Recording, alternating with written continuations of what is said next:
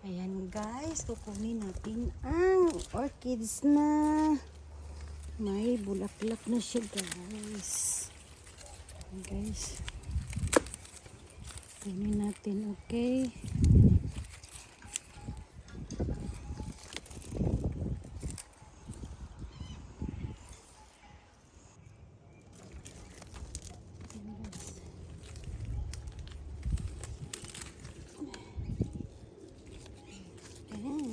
Ang ganda ng ating orchids.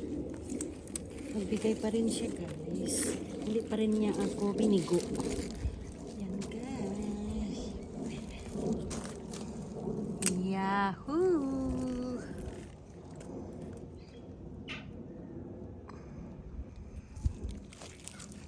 Yan guys.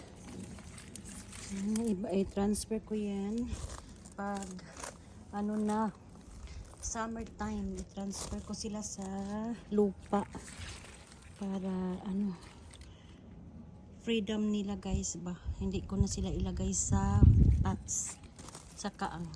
Okay, thank you for watching guys. Yan ang orchids natin, kita natin para maganda talaga.